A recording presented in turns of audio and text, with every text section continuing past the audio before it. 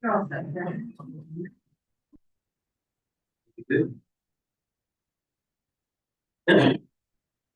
meetings. Wednesday, February 4th. Or welcome to health services.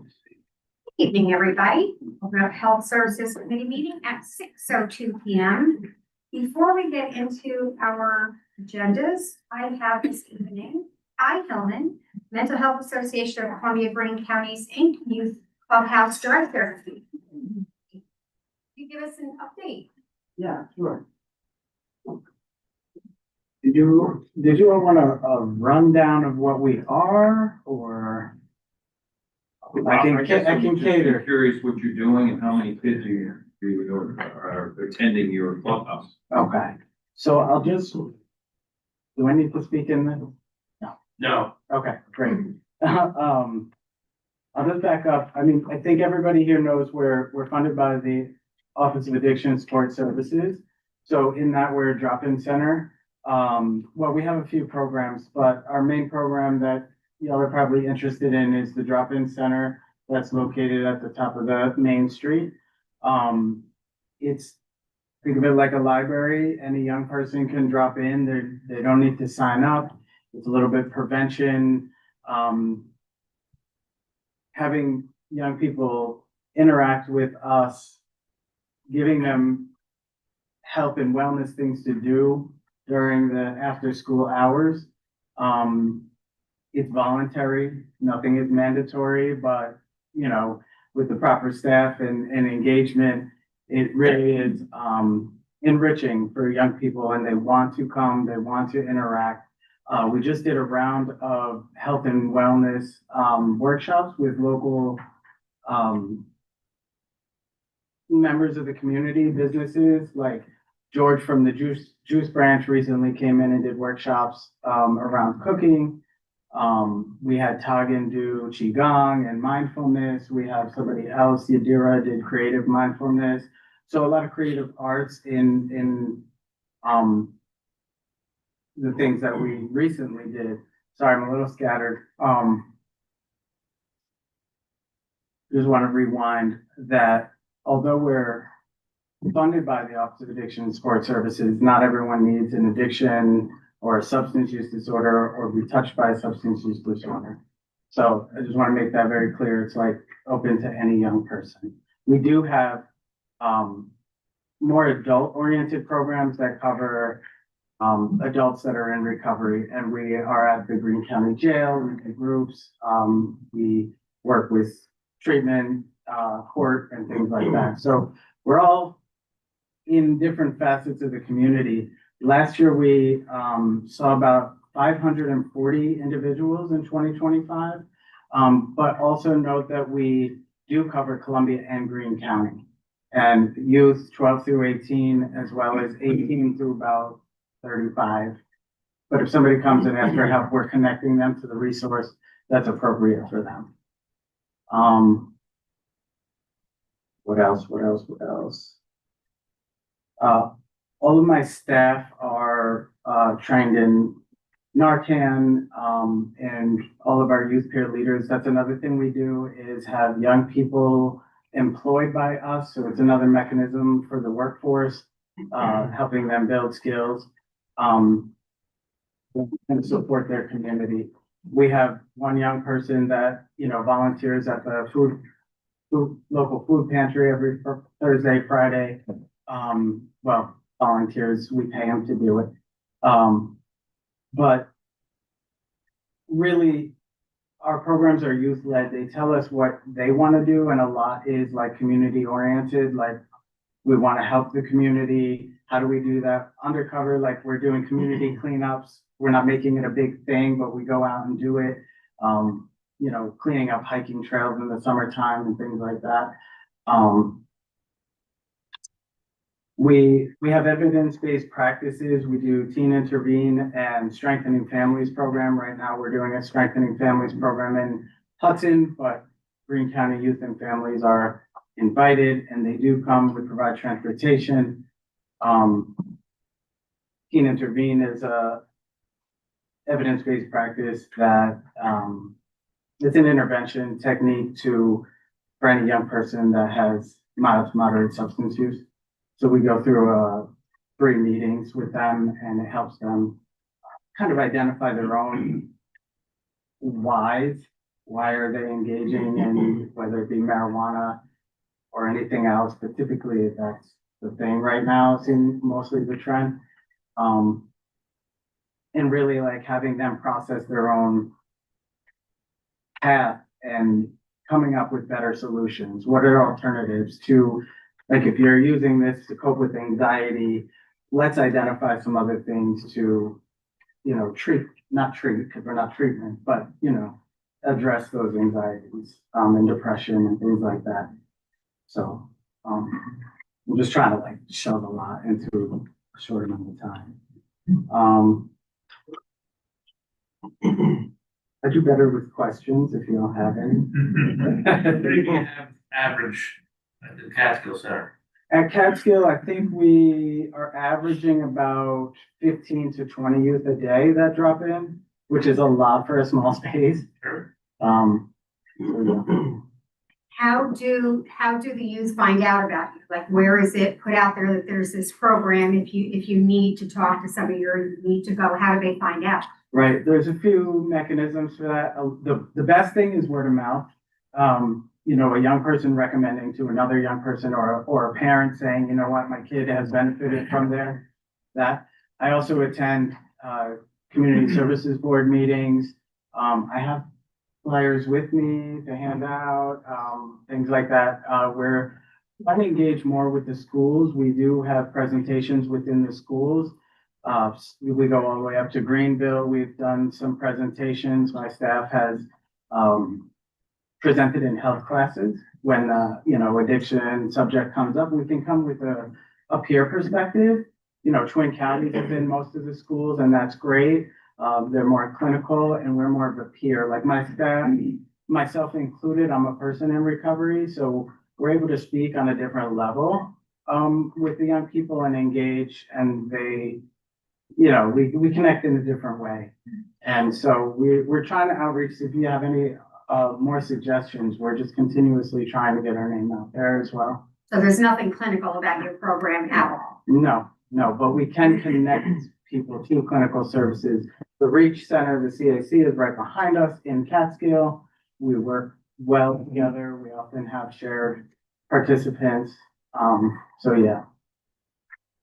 What would you say is one of your successful methods of getting through to some kids that may be experimenting with drugs, and your experience?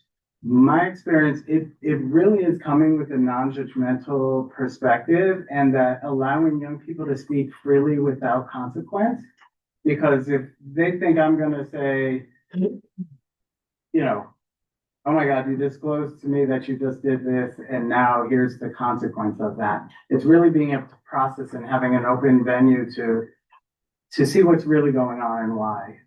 Having a safe person to talk to, and we can be that person. Now, granted, we are like mandated reporters, and if there's something to that level, obviously we're doing what we need to do.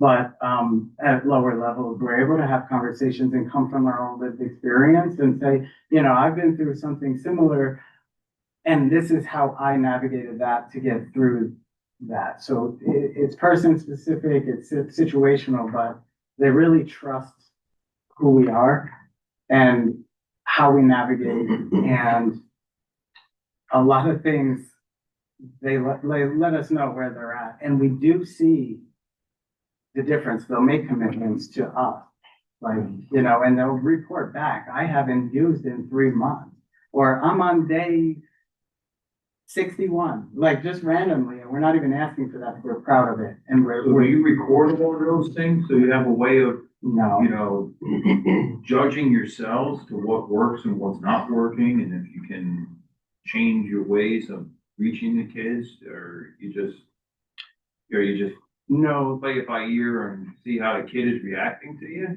in some way, or? yeah. So what we're not allowed to hold personal health information, so we don't record. Okay.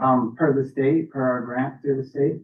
So we don't record things like that. So we can ask for feedback, yearly for, even strengthening families, actually, every round, they're giving us feedback, what worked and what didn't work on, evaluation. Okay. So we do take those into consideration. And if things were to be serious with someone in the youth community, you would then refer them to someone in Greene County, or would it go to somewhere at the state level? It really depends on the situation, but I think Greene County, we have services, we have Twin Counties if that's appropriate. We have, Mountaintop Care. We have all these different organizations, mental health, right? Like, so keep people closer to home and also give them choice. Sometimes people say, nah, you know what? I had a bad experience there. Can we look for something else? Cool. We can do that. Because that's what's successful, them having choice. So it sounds like they're pretty honest with you.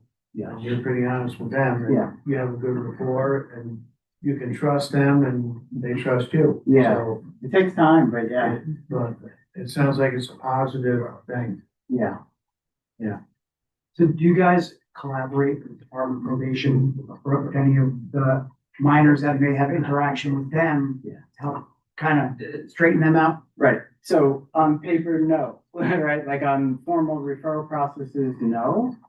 But probation does know about us and they let the young person know to come to us specifically about the specific thing and we can help support and navigate the situation. Once in a while, we do formal referrals or releases of information when it's a bigger situation. So we definitely navigate that when we have to. But I think once that's in writing, then they're like, nope, we're not telling you anything because now you're gonna come back and tell my probation officer. And that doesn't help because now they're hiding.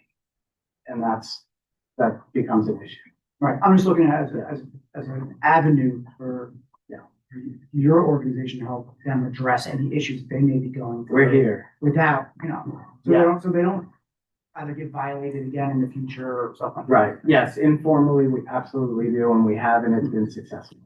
Yeah.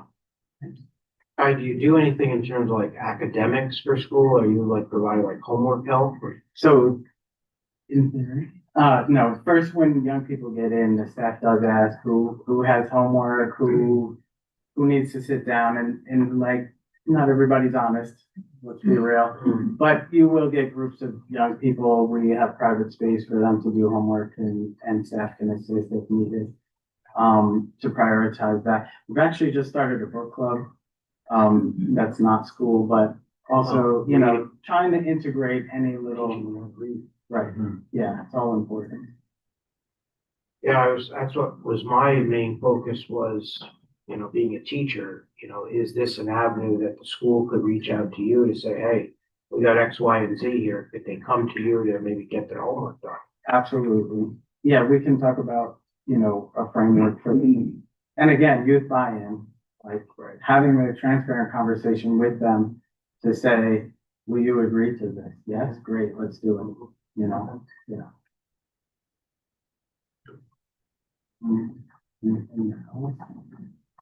I just wrote the wrong. Sounds like a good program. It really does. Yeah, thank you. I'm glad I got to hear some of these things. Yeah, Thank you very much. appreciate it. And I invite anybody to contact me directly if there's more questions or referrals or programs you want to do. Yeah. Great. Thanks, Kai. Thank you, Patty. Okay. All right, we'll get into our resolutions. Authorizing agreement, Greene County Public Health and Catskill Animal Hospital rabies preparation. True. Davis and True, all in favor? Aye. Opposed? That's carried. Authorizing out-of-state travel, Laura Churchill and Carrie Gordon Stacy, Greene County Community Health, formerly Greene County Family Planning. Campbell? True. All in favor? Aye. Opposed? That's carried. Budget amendment, Greene County Mental Health, Twin County Recovery Services. Davis. Davis? Hobart? All in favor? Aye. Opposed? That's carried. Is there anything else to come before Health Services this evening? Motion to adjourn. Hobart? True? We are adjourned. I heard you.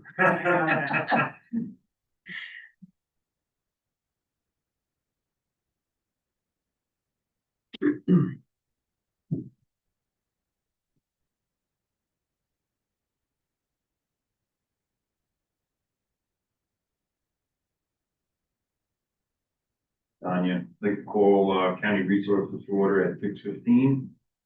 As you can see, we're looking at blanks on this agenda tonight. So before we close, a couple questions. Sean, have you guys heard back from the college at all with this, development of a program for paramedic coordination, cold skill at all? No, it's still a little early, but. Yeah, the response wasn't necessary for coordination between the two, it was for Columbia to Greene to have its own program. And she is looking into that. As a certificate program, it should be easier to get recognition from SUNY on it. But I guess things don't happen as quickly as we would like, so I'm hoping, obviously, the twins are a whole lot closer to that global school. But that's all I got here. Send us an email, just thanking us for our support again with the Green Lake Tuition assistance, yeah. Tuition Assistance Program. The other thing is, any, word from Jonathan Palmer or our tourism on the 250th celebration? Moved much slower than I would prefer. And Patty's trying to do the best she can to spur it along. Jonathan's maybe spread a little too thin between his full-time job and his part-time job. So we're trying to get some things together. There's two communities, I think it's Catskill and Cannonsville. I know Fireworks. they asked about if there was gonna be any, contributions from the county as far as individual, celebrations, because really the county's not doing anything. So they said, can we get a little bit of funding for things that we're doing individually? And I actually, I was gonna bring it up, so here it is, brought up. Well, I just, like Daryl's thinking is, we're down the road here, maybe by April, we have some good concrete ideas and that people have, whether these towns or Jonathan themselves, and then maybe they're looking for some funds to make it happen. Well, that availability will, obviously something we would vote on Those to two appropriate. communities are gonna have firework presentations. They have things going. Like I said, I mean, myself and Mike, we talked about it before, you know, I gotta be honest, with you, I'm a little disappointed that the county's not being more. Proactive. Right, and, I mean, a year and a half ago, it was all exciting, and now it's like, so, you know, if we're not Maybe gonna. part of the winter, but. Right, Well, but I mean, yeah.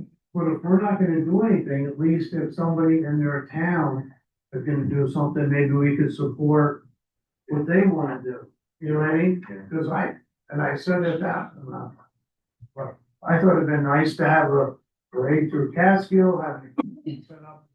I mean, we could have done a lot of things. Yeah, there is early No, I know planning there's on gonna be that. parades, I mean, there's things that the county could have been more involved in, because like I said, when I was 10 years old in '76, and it was fantastic, I mean, Catskill was a plethora of excitement during that 100 year. I know it's only 250, but you know what? I'm pretty sure I'm not gonna make 300, so I would have liked to seen something be a little better in the 250. I mean, Patty Austin is really working hard.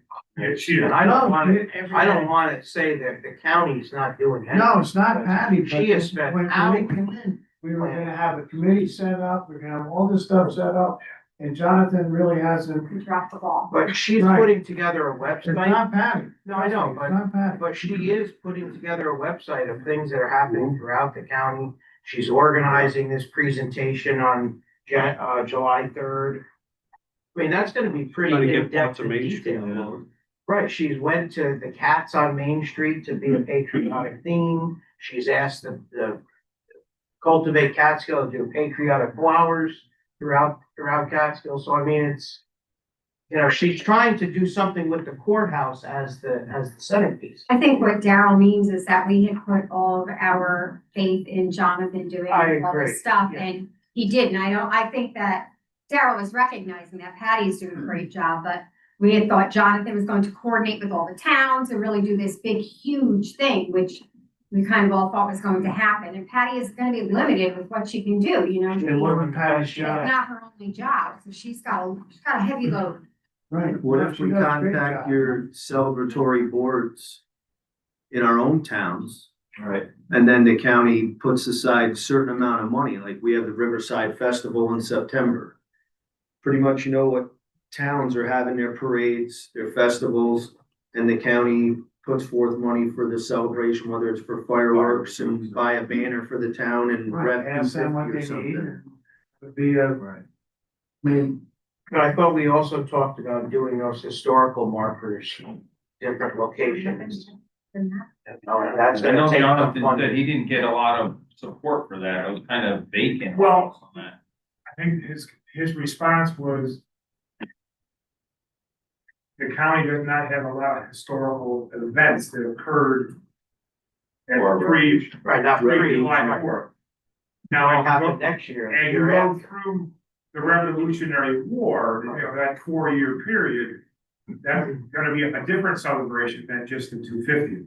yeah, but that's not true, because when he came here a year and a half ago, we were talking about it, we were talking about, when I said on the mountaintop, you had Torrey Swamp, you had the, where they were leading the prisoners from the Hudson River all the way to Canada, you know, the British. There's a lot that happened before that, and we agreed that, and we were gonna all get together, and it was very exciting.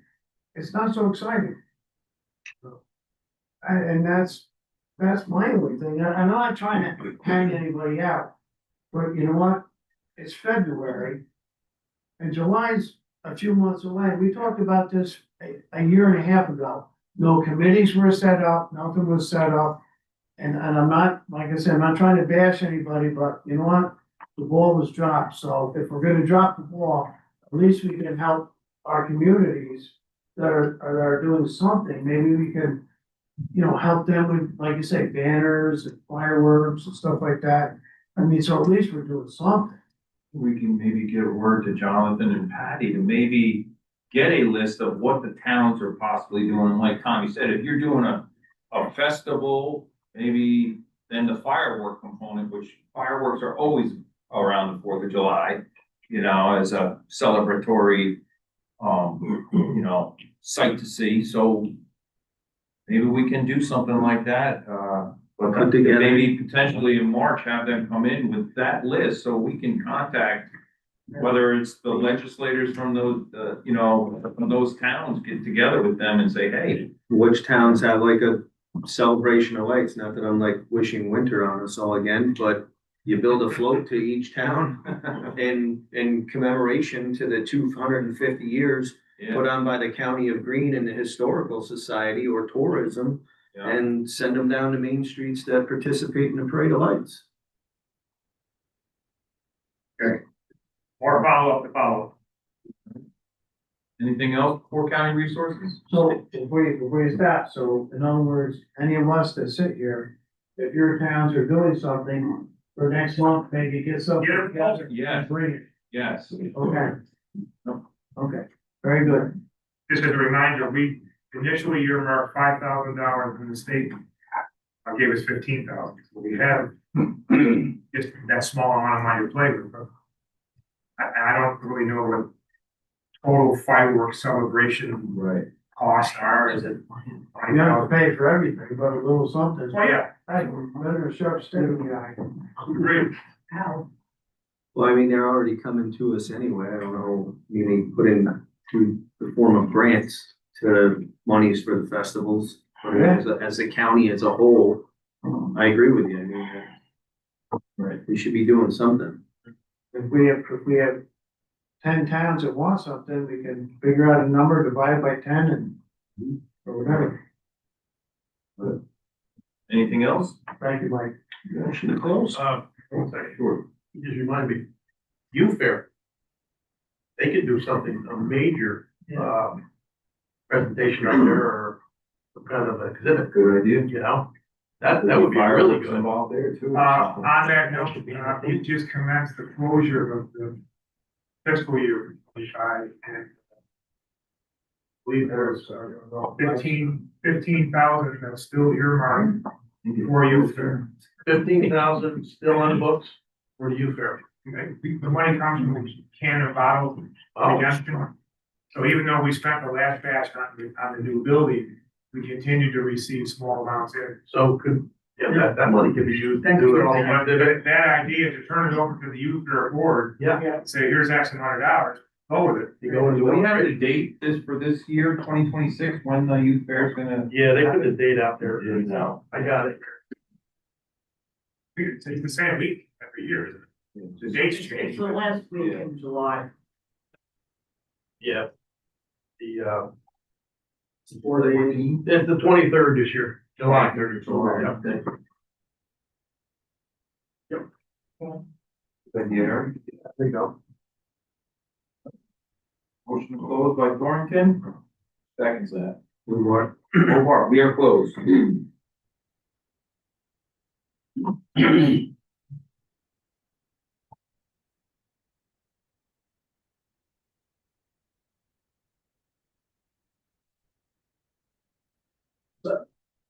Illegal Public Safety Committee at 6:28. And we're gonna start this evening with Sean, you had a guest speaker from Yeah. Albany Med. PMH. Over the past 5, 6 months, there's been a lot of rumors and everything going around throughout the communities, about the fear factor of Columbia Memorial Hospital's changes and upcoming projects and downsizing and crushing medical systems throughout a 2-county area. So we invited over Dr. Michael Weisberg, from Columbia Memorial Hospital. I want to introduce all his titles and stuff like that and give a brief update on their projections and effects. Good evening, Mike Weisberg. I work for the health system and at CMH, been there since 2007. I am currently the director of the ER and the rapid care, including the one here in Catskill, and I'm the vice chair for all the community ERs over CMH, Glens Falls, Saratoga, Multimed. So there's been a lot of talk and a lot of rumors going around every day that gets worse and worse. In fact, I was looking at social media earlier today and there was a rally in Hudson right now saying that CMH is closing and it's going to happen in a year and they're going to get rid of 50 beds. And this is wrong. Can't be further than the truth. So after the pandemic, things did not go well in healthcare, as most of us realize this. And neither the previous administration or the current administration has done anything to bring down healthcare costs or increase reimbursement that's been going on for as long as I've been in medicine. And we've been right sizing for over a decade. We stopped admitting pediatric patients like most community hospitals did. We closed our OB because we had less than 300 births a year. Can't recruit an OBGYN who's going to do less than 100 births a year. You need 3 for call. So this didn't work out. It was a big loss. My kid was born there, but it was the right thing to do with the goal of having healthcare in Greene and Columbia County move forward indefinitely. We joined the Albany Med health system, or before it was a health system, we had an affiliation with Albany Med because independent hospitals can't survive. Look what's gone in the area. Kingston merged into one, from 2 to 1, then moved to a new campus, and then was bought by Westchester. Okay, St. Francis became Mid-Hudson, Westchester with Valhalla. Northern Dutchess, Vassar, Putnam became Newmont's 3-hospital system. Now it's part of Northwell Health, which is a 30-hospital system. Okay, so we are a health system. We are with Glens Falls and Saratoga and Albany Med and the college, but we're locally controlled and each hospital has its own destiny and its own governance to say.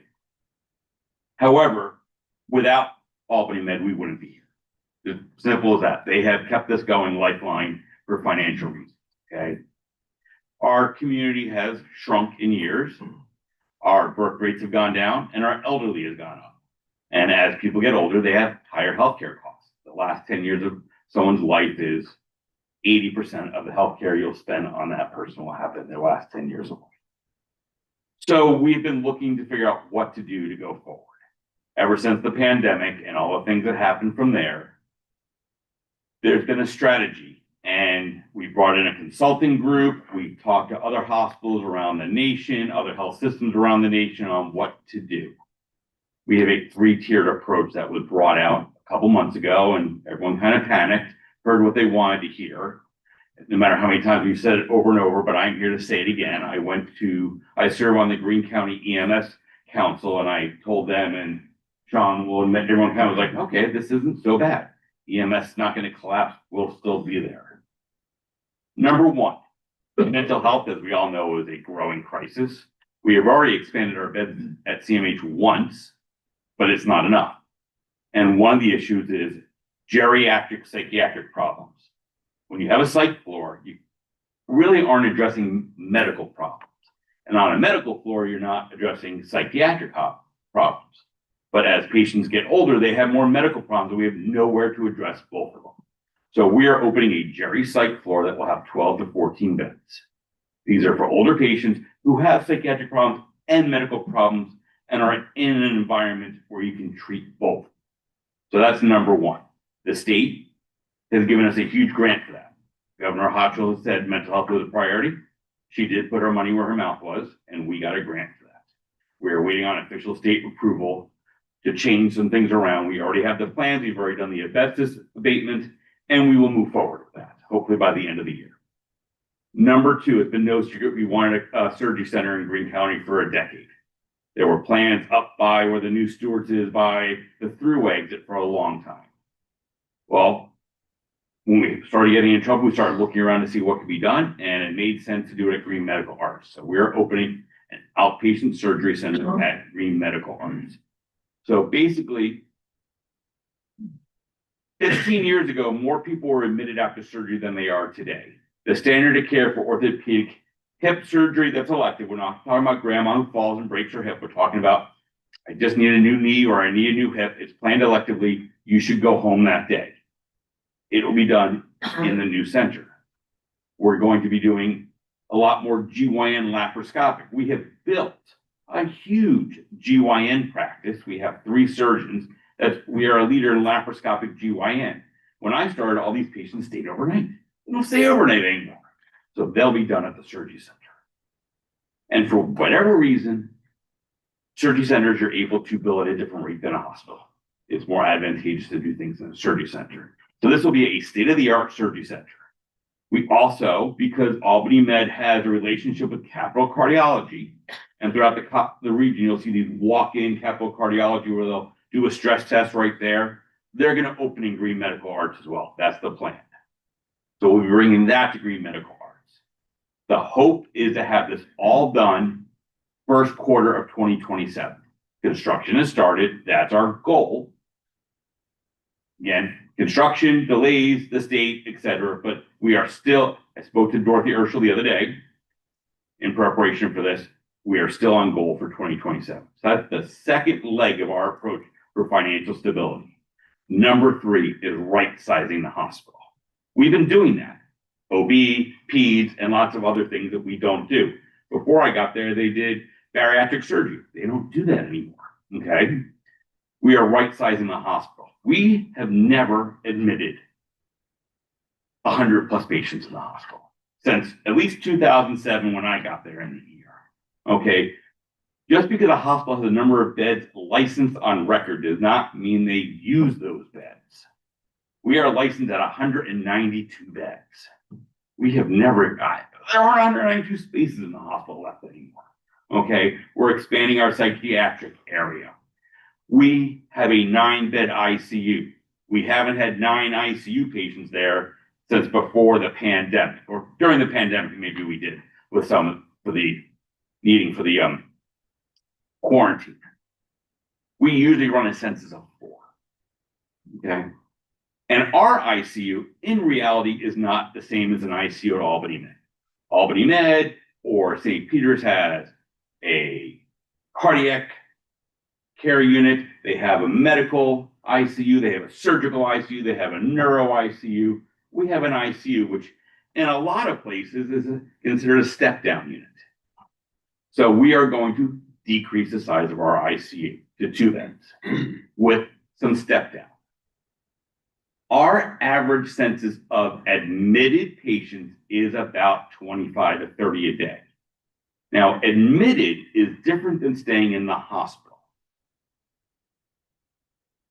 You can say you come in and you have chest pain and you need to stay overnight. And we say, I'm going to admit you overnight, I'm going to call the hospitalist. You're technically not admitted. You're an observation patient, and it's paid differently by the government. But if you have a cellulitis and you need to go to the OR for debridement and you're going to be there 3 or 4 days, then you're admitted. That's an admitted patient. The observation patients don't count towards the 25 admitted beds. Also, the 25 beds is an average. In the summer, we have lots of empty beds. During cold and flu season, we don't. We will be able to flex up and flex down as need be. This is our plan to become what's called a critical access hospital. There are critical access hospitals across the country, and what we will be nothing like a critical access hospital in the middle of Oklahoma. Will be nothing like Ellenville is. The reason that we need this designation is, for whatever infinite wisdom of the United States federal government, a critical access hospital gets paid the full rate. When you spend $1, you get $1 back. Currently, we get about 50 cents on every dollar we bill. Do the math. This will allow us to get paid for what we're doing. These 3 approaches will keep CMH here. Because Albany Med's been writing checks, but they can't do it forever. Because no hospital is flush with money. Or no real hospital. I guess in Beverly Hills maybe, but not anything here. So that's what we're doing. But first off, this was our decision. We were not mandated by Albany Med to do this. They said, come up with a plan and how can we help you? Second, the Greene Medical Arts is happening. The psych floor is happening. The critical access designation has to be approved by 2 groups, the state of New York and the Centers for Medicare and Medicaid federal government. Okay. We've made an application.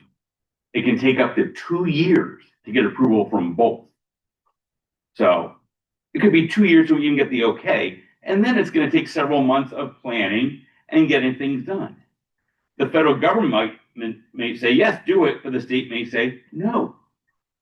We are expecting both to say yes. We've spoken to groups that help hospitals do this, and they feel we have a strong application.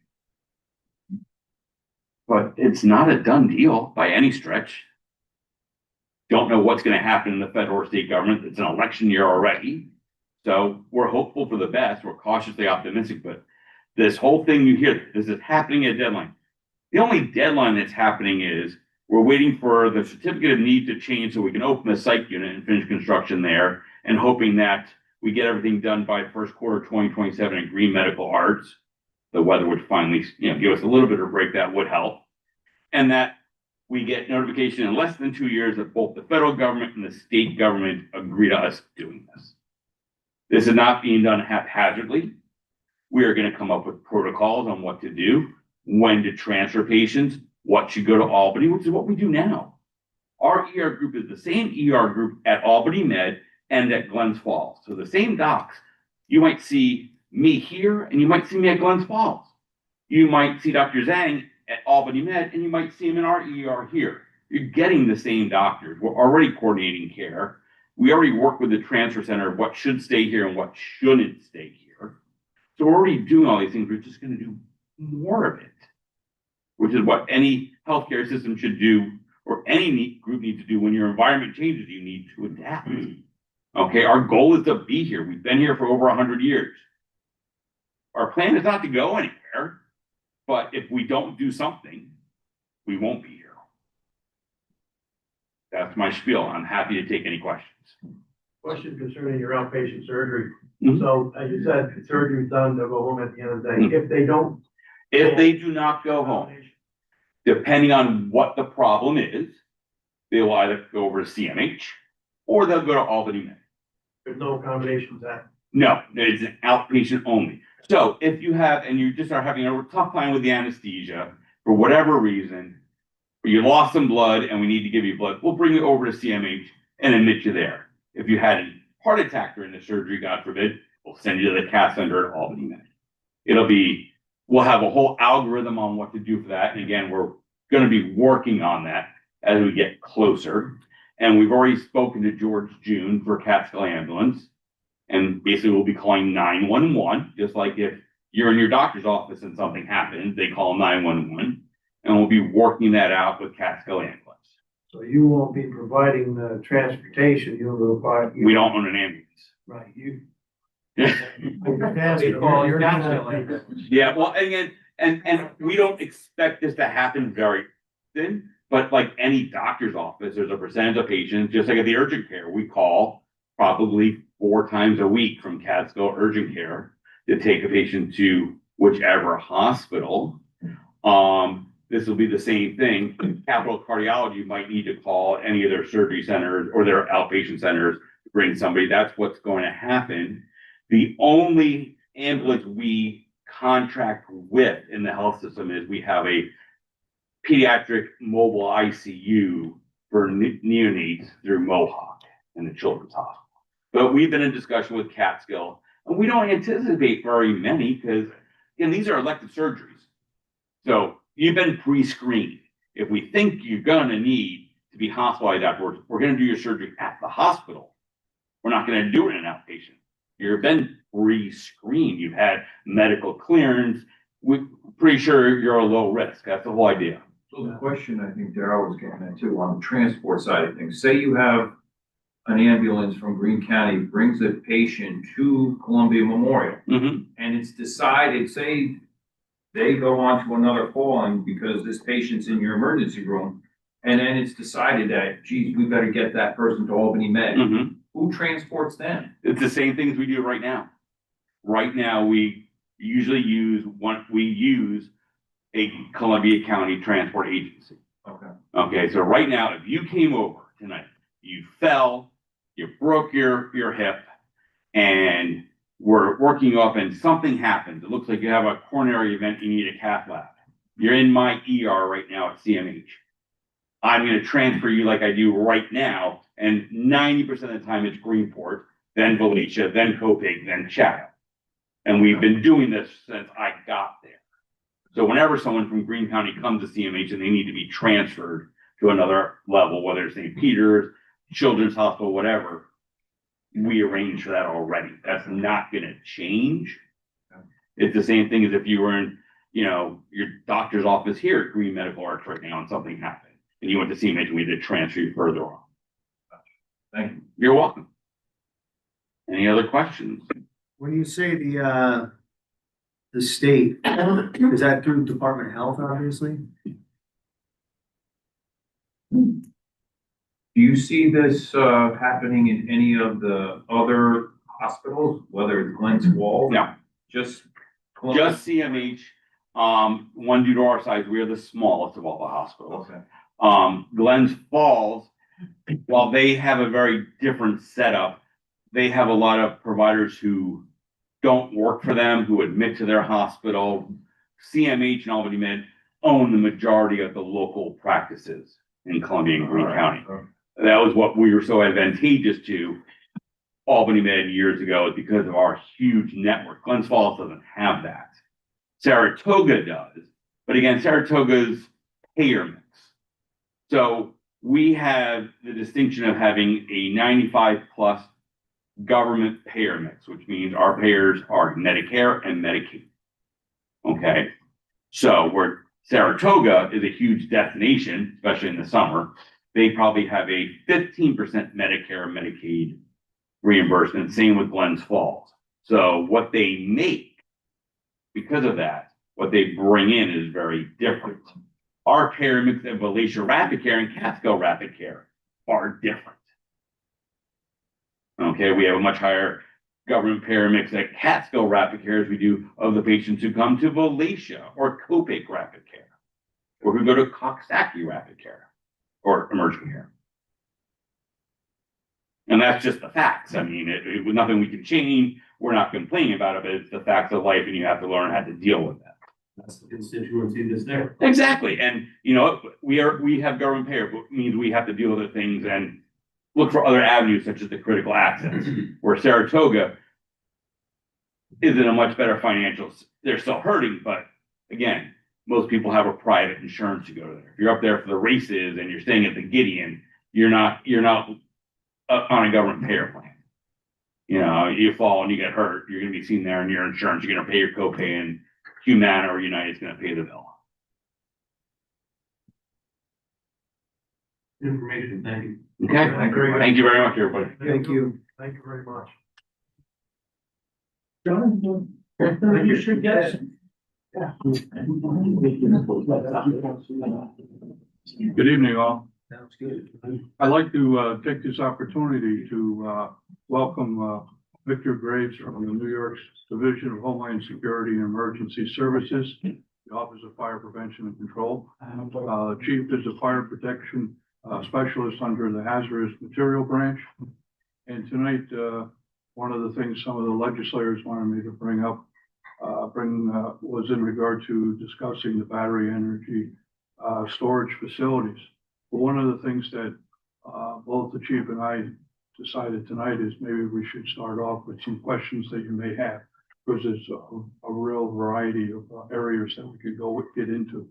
So at this time, I'll let the chief welcome, and thank you very much for coming down. It's really appreciated. So good evening, everybody. Like John said, my name is Victor Graves, Fire Protection Specialist with the Office of Fire Prevention and Control. My primary job right now is, for lack of a better term, emerging technologies. I'm supposed to be able to look at what's up and coming for the fire service and what the challenges are going to be for them with the next level of green technology. By far, what's keeping me the most busiest right now is lithium-ion battery emergencies. I wrote a class for the fire service, and I spend most of my time going out teaching firefighters the ways to deal with lithium-ion battery emergencies, from the cell phone all the way to a BESS system, and that with one of those types of pieces of equipment there. So I have a little bit of knowledge on the topic with lithium-ion batteries. So I will tell you that it's really hard to become an expert with this type of technology, because every day I think I get my hand wrapped around exactly what we need to do. Soon some new battery chemistry comes out, some new technology comes out, and I got to kind of start over with it. But what I will say is I've been to several events, picked up some knowledge, and I am more than happy tonight to try to answer whatever questions you all have in regards to this topic. So I'll throw it out to you and throw some questions at me here. So I'd like to know about the technology. Oh, So I'd like to know about when these things do catch on fire. Okay. And I understand there's only certain ways to put them out. What is the exposure to the community in regards to chemical releases, any of that kind of stuff? So what I will tell you, when a lithium-ion battery cell goes into the thermal runaway, it produces a large amount of very toxic, very flammable gas. But what we've seen when we've had these events is, while the bad stuff is there, and we can actually monitor it with the fire service technology, what we've also noticed is it dissipates pretty quickly. And the bad stuff goes away, goes up into the atmosphere, and the distance from where the initial event was and the harm's way is not very big. Now, that being said, that changes dramatically when you take that lithium-ion cell from outside and now put it in this room. Now we've got some other things to worry about. Not only do we have an explosive atmosphere, but we have a potentially toxic atmosphere. So there is, again, byproducts of these batteries when they fail. So I come from the town of Hunter, and we passed a law going back probably 10 years ago that we didn't want battery storage in there. They came in and said, we'll give you all the necessary equipment to fight the fire, blah, blah, blah. We didn't really fall for it, so we got rid of it. And then when the Catskill community, they wanted to put a battery storage down here, I was contacted because at that time I was a legislator, and I went to a bunch of the meetings there, and the guy that was in charge of selling the storage facility in the community would sit right there, and he came right out and said, I was in a big fire in New York. It was in the Western Park, and he said, I didn't wear a Scott Air Packs, I didn't do anything, I sat right there, I was in the middle of the fire, and I'm here today, it was not a problem. And I sat right here and I said, I'm a volunteer fireman, I know about Scott Air Packs, I know about all the volatile things in the atmosphere. And I said, that makes you a fool. I said, you're gonna tell me that you sat right there in the middle of a fire without any protection, and it was great. Oh, yeah, look, I'm here today. So right away, I knew that was to me, it was a sham. So I'm asking you, and like Sherry said, that this is not a small thing. When those containers go on fire, they're almost impossible to put out. So when we talk about putting out a lithium ion battery fire, we're really not putting out the fire. Just to give you kind of a really basic overview of what's going on. As you all know, when they build these big BESS systems, it's a combination of a whole bunch of individual cells. They make modules, they put them in the racks, and again, I'm not gonna spend a lot of time going over the construction of it, but when one cell or when several cells go in the thermal runaway, they start to fail. They start to heat up, they start to vaporize the electrolyte inside there. That's where we get all that bad stuff. When we talk about what the fire service is gonna do to try to extinguish it, there is nothing that the fire service can do to stop a cell from continuing to fail once it's going in the thermal runaway. What our goal is to use water to stop the propagation or the cell-to-cell spread. We don't, this cell is gone. There's nothing we're gonna be able to do to stop it. But our goal is to make sure the rest of the ones inside that rack or inside that module don't fail. So that's, one of the things that we do to teach, firefighters how to deal with those events there. What I will tell you is, in the last couple of years, there have been significant changes into the regulations for building a BESS site. As John had mentioned before, I'm not pro or anti-battery. In fact, if anything, I'm probably more pro battery, and it's not because I'm a big fan of BESS system. It's because lithium-ion technology allows us to do so much more. If you were to count right now the number of lithium-ion batteries in this room, you'd probably be shocked actually how many is in there, because every one of these has got one. The benefit of that is that technology allows us to do many different things. When I go out and teach a class, I always throw out to the students there that how many of you all remember the very first cell phone that came out? And I mean the true very first cell phone, the one with the bag and the cradle. And we talk a lot about the fact that cell phone maybe lasted a half hour, 45 minutes, and then it took all night long to charge back up again. Lithium-ion technology has come along, and it's allowed us to do more. This is my cell phone now, and I could last a couple days with this if I need be. So there are benefits to that technology, but again, there are going to be drawbacks with that. As far as how far this stuff goes, the only thing that I can speak on is I'm going to call an opportunity, I guess, to respond to several of the incidents that have happened in New York State. And by far, one of the biggest ones that I was involved in was in Jefferson County, the town of Chalon. And the reason why we were involved is because OPC was requested up there to do air monitoring, to see where the bad stuff was. And what I can tell you out of that is we had remote air monitoring set up all around that facility. And we were able to show that the bad stuff that I mentioned all the time, it's definitely coming off these batteries. But like I also said, what we're also able to show is when we walked outside the fence, we got nothing else on the monitors. It stayed inside there. It stayed, close to the container. It dissipated pretty quickly into the atmosphere. So after going to that event, one of the things that the office had asked me to do in conjunction with some of my other fellow coworkers was to develop a guidance document. Something to help the fire service to have a better idea on what to do with these battery energy storage sites, especially when there's an emergency, which we did do, and it is available on the website. If anybody wants it, I can get it to whoever would like it. I can go through John there. But our biggest recommendation to deal with these events is something that the fire service is not very good at. And what I mean by that is our recommendation that we were able to gather from speaking with a whole bunch of subject matter experts, speaking with industry, speaking with fire departments that have dealt with these emergencies, is maybe the best thing for the fire service to do that day is to do nothing. I know it's hard to hear that, but letting these systems burn is kind of the industry recommendation right now.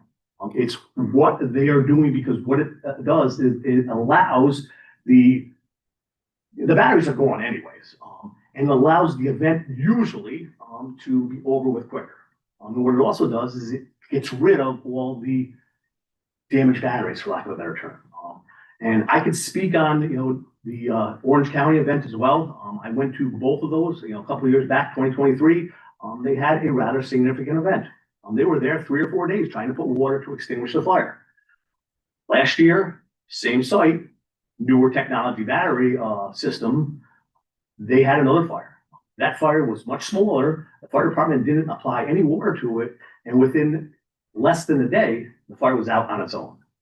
They were back in, doing what they needed to do 2 days later, cleaning it out and figuring out what they're going to do with that site there. So the technology, the level of concern is definitely increased, and the agencies that are building these things now have to meet standards that weren't in place. That was one of the other biggest challenges that we had with this type of technology. We still have it. They are outpacing the codes that are in place for the fire service and for us, to be able to tell them what to do. These battery energy storage sites were coming out, and there was very little guidance, very little regulation on how they needed to build them. What the safety precautions were. Did they have to have detection systems? Did they have to have internal suppression systems? All that has changed. There is a significant, push through many different NFPA standards and UL standards to make those changes. NFPA 855 is, again, one of the primary standards now for installing BESS systems. 9540 and 9540A are the testing standards. Now, when they go and bring their NFPA BS system that's supposed to be able to be installed on a site, they're required to provide testing documentations from the individual cell level all the way up to the full-size module as to what's going to happen, with those systems. And that stuff, again, that weren't in place, 2-3 years ago. This again is changes that are going on. My opinion, from what happened in Warwick, like I said, 2023, 4 days, putting water on it, trying to extinguish the fire, not very beneficial. 2025, less than 12 hours, the fire stayed small. In fact, by the time I got down there, it was pretty much out. And I was, requested to go down there probably 4 or 5 hours after the initial event there. What it also did is the fire didn't spread to the adjoining modules or the rest of the centipede system because some of the additional safety precautions that they put in place to help stop that spread. Now that's one event. And I'm not going to stand here and say that I guarantee you that that's not going to happen. It's not going to get worse the next time. I don't have that information. All I can report on is what I've seen, right now. Yes. You may know the county runs a fairly extensive municipal solid waste trash collection system with multiple transfer stations. And we have had fires within the dumpsters. Is there any YouTube clips that we could post on a website to try to educate the community that when that leaf blower battery goes on you, how to get rid of it? And, I'm thinking short little clips, not 60 minutes because the average attention span wouldn't make it. But absolutely, I would like to be able to use our website because these fires we have had, some of them have been fairly extensive, required a large firefighter turnout. Yep. Because it was more than just the lithium, it was the whole dumpster. So I definitely have a bulletin that I can get to John here that I can definitely get to you all. As far as videos, let me see what I have. I don't really know, if we have a lot, in my office. I mean, I'm sure if I search them on the web there, I'm sure there's going to be, videos out there. I know there was one, Take Charge. And that was I think an EPA / New York State combined effort there where they did put a video together and they talked about it. But improper disposal of lithium ion batteries is one of the other things that keeps me pretty busy. And I would love to say that there's, answers for that. That is something that, we all need to work on to get a better answer because unfortunately, when somebody has a damaged battery, or even maybe not even a damaged battery, just something that's not working anymore, they tend to just throw it in the garbage. So, anything that we can do to help them, have better information on where to bring that, most places like Home Depot and Lowe's and Staples will take, defective batteries, I should say, batteries that are outdated, that no longer work, they will take those. So what I will say is when you have a DDR, a damaged, defective, or recycled battery, getting rid of those is a little bit more challenging because most of those recycling places won't take those types of batteries because of the potential for an event happening there. So there's places like Call to Recycle and other recycling facilities that are out there to help take those damaged, defective, or recalled batteries back. The problem with that, and the problem that I have when I go out and talk to agencies about this, is there's a significant cost. And most homeowners, once even if they want to try to do the right thing, they reach out and they find out that it costs them $1,000 to get rid of a battery. I'm gonna throw it in the garbage. I'm not gonna worry about it. So, do I think there's a lot of work that needs to be done on that side of the house? I absolutely do. And it's something that I work on every day. Question. Okay. How many, just playing the odds here, how many battery storage units are currently in New York State? That's a great question that I probably should know. All I can say is there's a lot. There's a lot of them. I'm just wondering in how many incidents have occurred So what I can tell you, as far as, since I've been documenting it, in 2023, there were 4 BESS sites that had events. One on the island, a couple down in Orange County, and one in Jefferson County. In 2024 and almost all of 2025, there was no events. We had one in Jefferson County again in December of last year. When you look at, again, the potential number of sites out there compared to the events that are happening, we're at pretty good odds. But the other thing that we got to keep in mind here too is a lot of those sites that are around New York State are pre-standards. So there really was no guidance, there was really no rule in place for them to be able to build those containers. So a lot of the safety features that are coming out in the new containers might not be in those older types there. So the next question is, with the emerging technology, Yep. is there a chemistry journal or something that people can go to that kind of informs the public of how these chemistries, these interactions when a battery is going and the chemistry involved and, the gases that are being created from a fire, so people are informed of what gas is going on. And obviously, this smoke is not a heavy smoke; it's going quickly up. there's a combination of both. There's a combination of both. When you have a battery event, some of the vapor is heavier than air, and some of the vapor is lighter than air. So sometimes it can go out, relatively low. But what we've seen is, even though it's going out low, it tends to still break up and dissipate pretty quickly after that that event there. As far as a chemical dictionary, I don't know of any. So I don't want to say. What about when you are fighting this fire?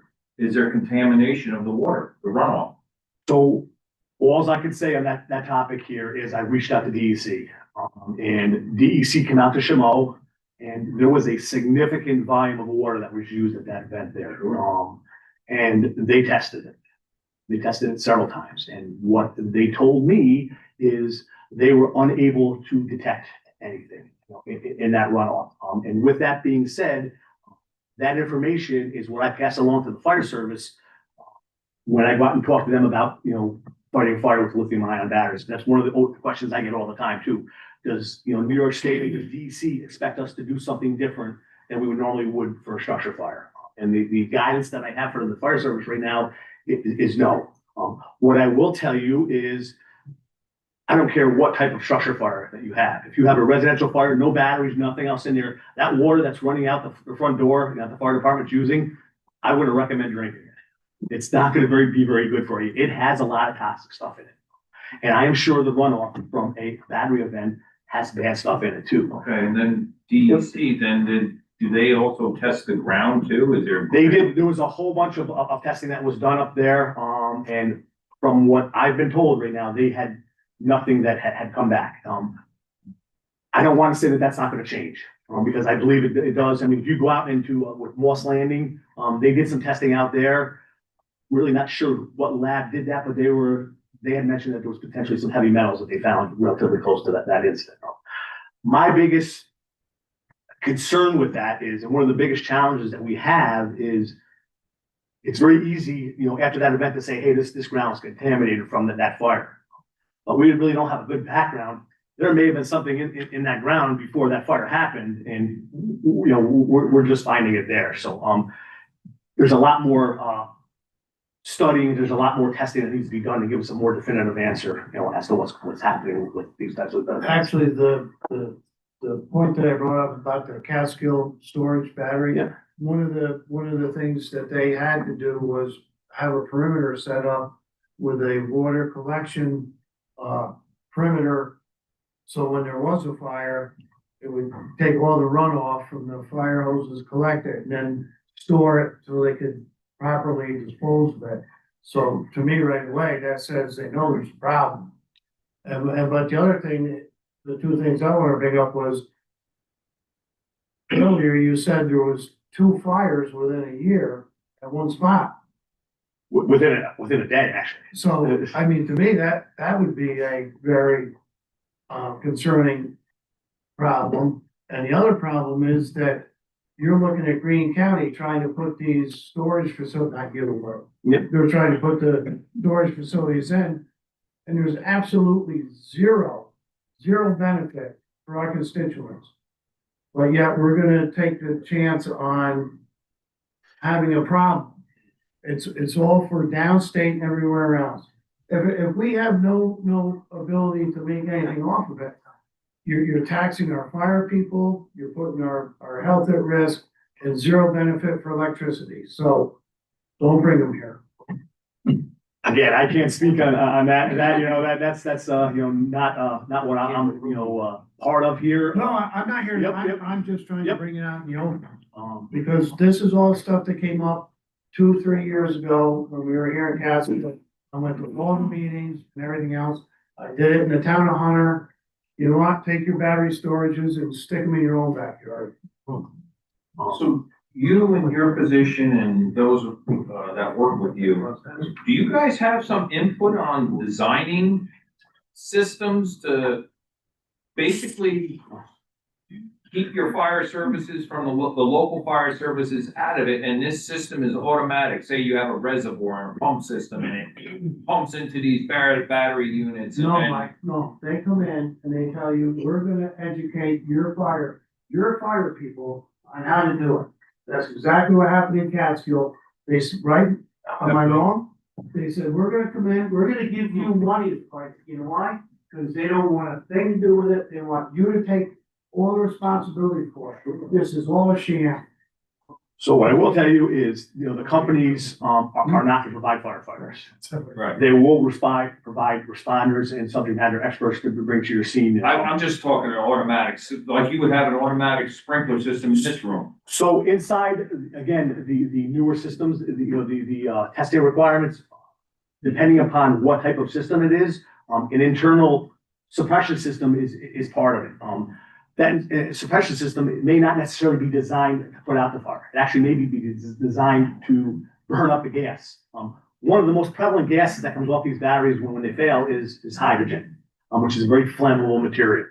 So companies like, I'm just gonna throw out Tesla. Inside their battery containers, they have what they call sparkers. They are spark plugs that run along the top of that container, and they're doing the right thing. They want to make sure that gas can't build up to that explosive level where it blows that container apart. They just rather have the fire inside that container there. So that's, some of the recommendations out there and some of the things that are being done as far as that new UL, safety standard for that type of construction. Chief, I'd like to thank you for taking the time to come No in and problem. speak about this. This is an area that is a concern for me.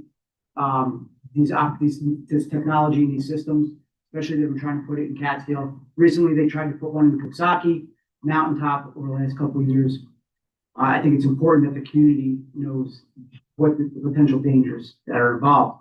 And saying that, in your expert opinion, having been out in the field and seeing these things, are these battery energy systems a hazard to the community, from public safety wise, as well as environmental? Wow, you want to take this pack right off my,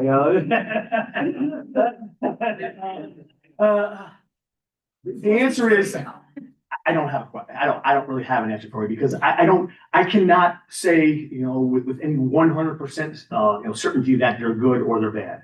What I will tell you is you don't have to have a battery energy storage site to have a lithium ion battery emergency.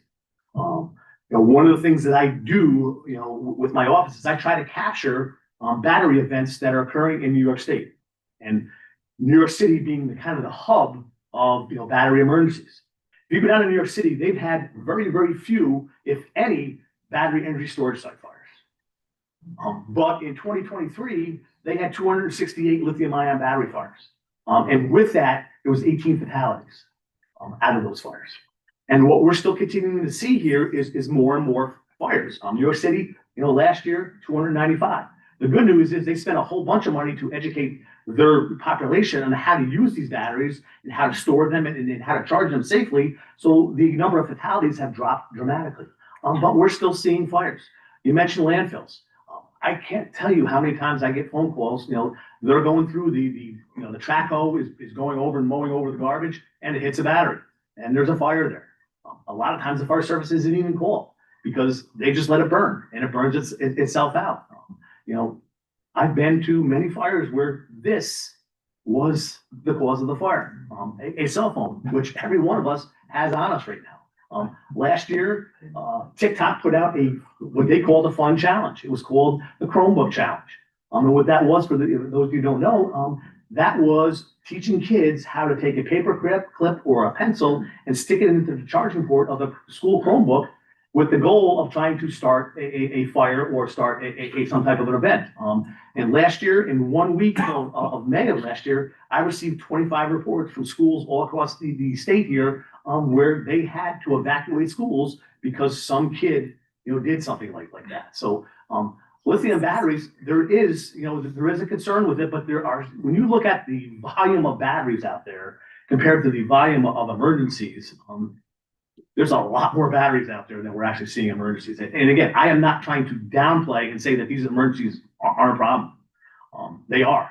That's why I have a job. That's why I go out. I was in Buffalo last night teaching firefighters how to deal with these emergencies. So it is something that I'm pretty passionate about, and it's something that I want to make sure that everybody is aware of and how to deal with it. But the good news for us in the fire service is handling these events doesn't really require any additional equipment. We're looking for water. Water is going to be our friend, and knowing where to put it and knowing how to use it is one of the things that we're trying to get out there to the fire service so that they can better be prepared. There is the big question, like I said, we also recommend to the fire service that when they come across the battery, to get it out of the house, to get it overpacked. But what do they do with it after that? And again, I tell them all the time, when I go out and teach the class, that I have a terrible recommendation for you. And I'm going to pass out that same terrible recommendation to you all. And that recommendation, again, is to leave it with the homeowner with the instructions to dispose of it properly. You know where it's going to probably end up. And like I said, that is something that, that I'm working on, that a whole bunch of people are working on, but it comes down to one thing and one thing only. Who's paying for it?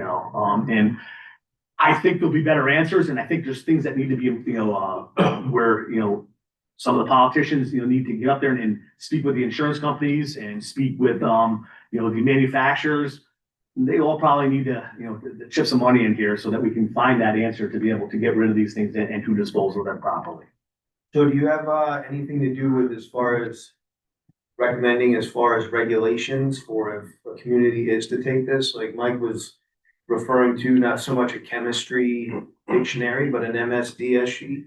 So what's going on there. So when these things cook off, you're getting however much, the ratio more or less of if there was a catastrophic event or 1 cube burns off in a 3 cube. What I will tell you is, I don't know of any, documentation that I can say that, hey, the second hand on this will tell you exactly what's going to happen with that. It varies. But what I can also say is one of the other jobs that I do is when we are dealing with these larger sites bigger than 20 megawatts, they are required to send their emergency response guides to OPC. And I get the opportunity to go through and review them and make recommendations. The bad thing about the recommendations is I don't have any meat behind it to actually force them to be able to do it, but I get to see the response plans, and I will tell you, there's good and there's bad, but by far I'm seeing more good, the plans that are coming out there. And when I go out and speak to the fire service and, even with you all, one of the best recommendations that I can have is, before they start building it, while they're building it, and after they're building it, make sure you keep contact with the people there. Speak with them, find out what the safety concerns are, find out, the number that you can call on a Sunday afternoon in July when there's an event going on. Because what I will assure you is these sites have a very robust battery management system. And what I mean by that is that's basically the health detector for those batteries. That system monitors that site. It knows the flow rate, it knows the temperature, it knows exactly what's going on. And some of the newer systems that are out there, it can actually pinpoint in those thousands of cells, it'll actually tell you what cell is going bad. And they can remote shut down the sites from these BESS systems. So having that information so that, when that fire chief or when that incident commander goes there, he or she, can kind of know firsthand what's actually going on inside that container and not have to go down there and deal with it. Like I said, the one in December down in Warwick, that site was shut down before the fire department even got a call. When we talk about response, yes, the fire department went there. Yes, the fire department did air monitoring.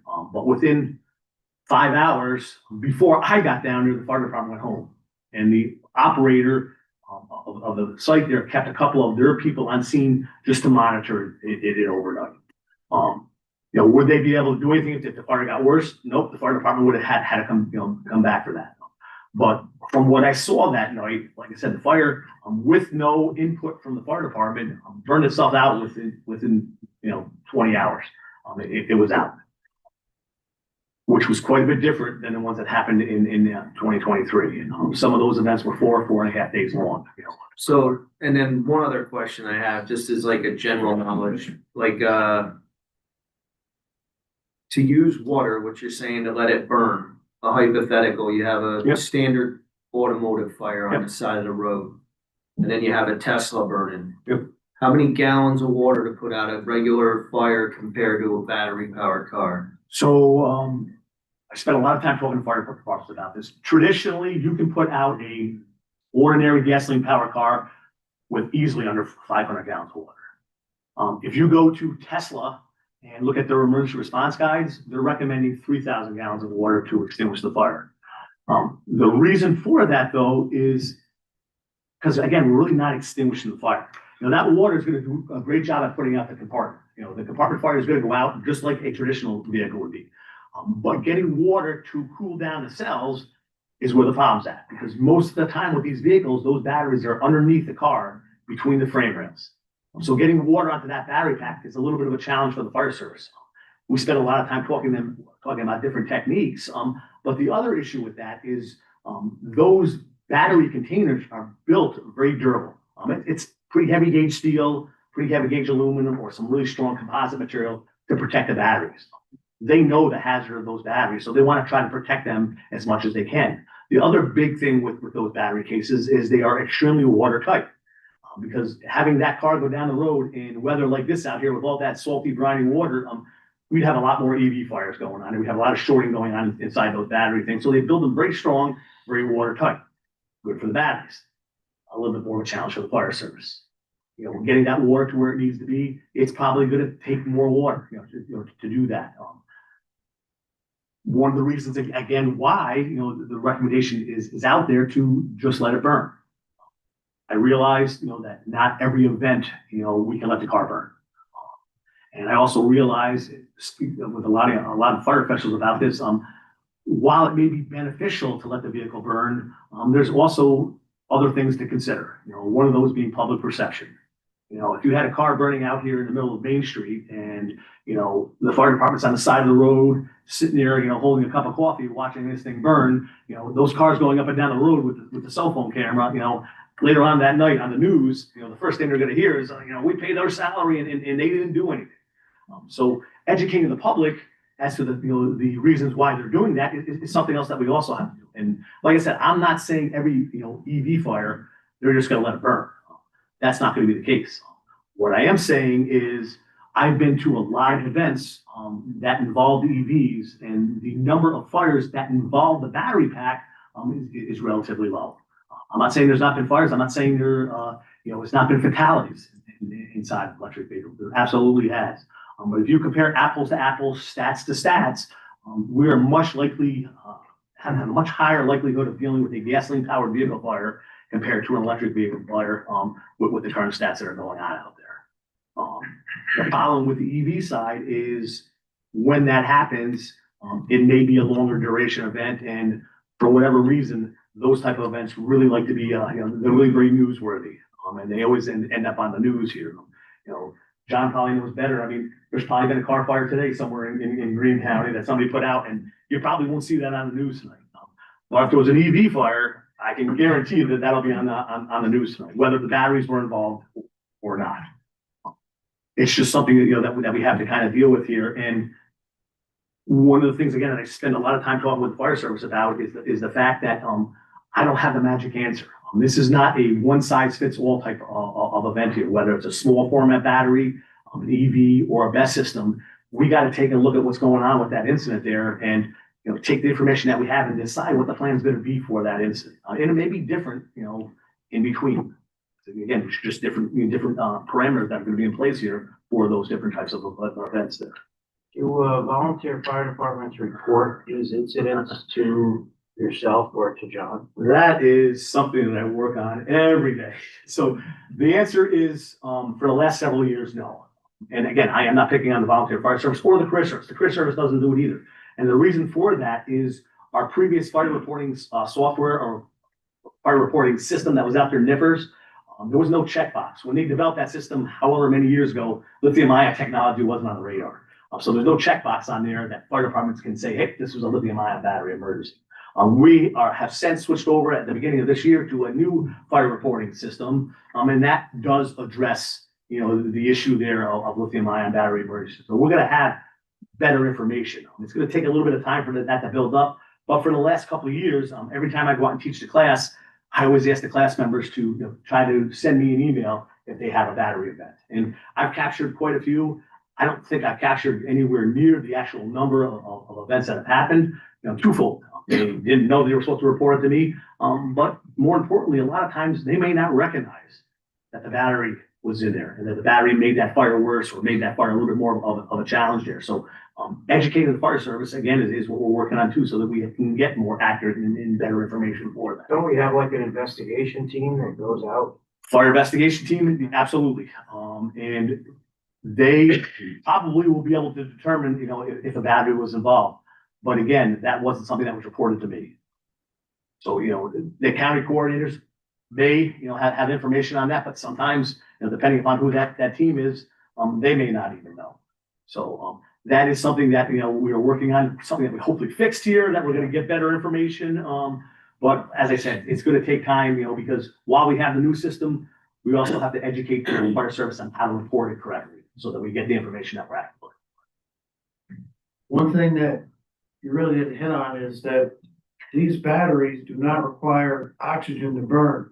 So when you say, like, put water and stuff on it, there, once they start, it's almost basically impossible to put out because they'll just burn and burn and burn. So you're absolutely right. One of the other byproducts is the batteries do produce oxygen. But like I said, you're never going to stop a cell that is going in from a runaway. That's going to fail. What we're using the water for is to stop the surrounding cells from going in from a runaway. And that's how we put out the fire. You're not gonna put it out. You gotta let it just go. You can definitely stop the propagation. Here's my question. Please don't answer it because I'm not trying to throw it at No. you. But would you want it in your backyard? If you're asking me if I would have a problem with it, my personal opinion would be no. I would not have a problem with it. And one of the other things that you got to be aware of is the best system is it's one of the systems that are out there. there's newer technology that are getting put into people's houses right now. You can go out right now and buy a battery energy storage system from companies like Generac, Tesla, the list goes on, where they'll put a Greene way to back up energy into your house. They'll bring batteries and install them in your house, which will charge off solar or charge off the grid. When the power goes out, the batteries kick in. These are systems that are out there. These are systems that, I would not be surprised, are already in Greene County. Lithium batteries, And they are full of lithium batteries. including John's office. Well, again, look at how many battery backups are, for the computer systems.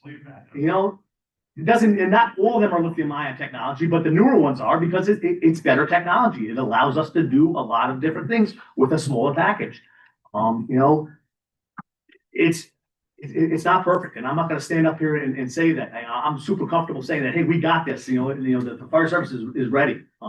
What I am gonna say is, I think the fire service could handle an event if it happened tomorrow anywhere in Greene County. There are things that are in place, whether it's reaching out to partners to help, or, with the services that they already have, they are already dealing with it. Whether you know or not, John probably has numbers. There's probably been a battery event or two this year, and they're handling. Now, are they the same size as a BESS system? No. But again, if you look at the numbers, there's quite a few BESS systems out there that haven't failed. So you got to take, you all have to decide, what you're going to be comfortable with. And all I can provide is that, I think we in the fire service have a lot more information now than we had 2 years ago. And I would suspect that 2 years from now, we're going to have a lot more information as well. But, what I'm also concerned about is batteries are the concern today. Like I said, my job is emerging technology. I'm supposed to look at what's going to be the future. And I'm telling you, batteries are going to be around for the foreseeable future, probably for quite a while. But hydrogen fuel cells and hydrogen in general, that's some of the newer, things they're talking about. And you watch the news here. They're talking radiation or nuclear types of facilities again being built around the state. So there's a lot of different things out there that we all got to be prepared for here. And, batteries is just one of those that are going to be on that topic there. What else? Like just a general statement for the board. We don't, as a legislature, we don't regulate property. Yep. So this information needs to get back to your town board, it needs to get back to your planning board. Because if anybody's looking at a moratorium, that's where it's gotta come from.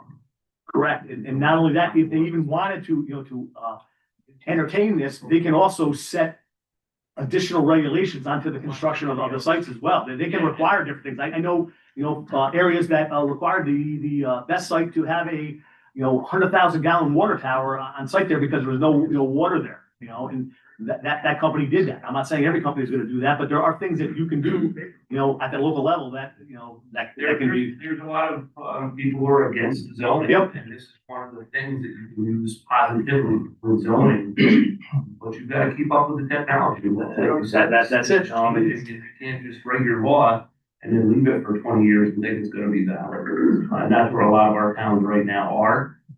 They've just kind of caught up on solar. Yep. But the battery storage came in right behind it, and I don't think a lot of. Well, batteries and solar are going to become, hand in hand, because again, there's no secret here. The reason why they're using solar and batteries is one thing and one thing only. Somebody's making a boatload of money off. State money and federal. So the solar does a really great job during the daytime of providing supplemental energy to the grid. The problem is at night, the sun's not as bright. It still puts some power out, but it's not as efficient. In fact, a lot of times during the daytime, those solar fields can produce more power than the grid needs. So they kind of waste it. So now we throw a BESS site or two on there. Now they keep the batteries charged during the daytime, and at night those batteries can kick in and help supplement the grid as well. So they can sell more energy. It is also no secret that as we go greener and we start demanding more electricity, it's got to come from somewhere. Listen, it's not very green when one of these lights on fire and it goes into the atmosphere. That's a whole other argument. No, it's a big argument. It's an argument that I talk about all the time. Like I said, I I am not here to say that, everything's gonna be hunky-dory when these things fail. There's going to be problems, there's going to be issues. And it's not green, all right, just my own opinion. Yep.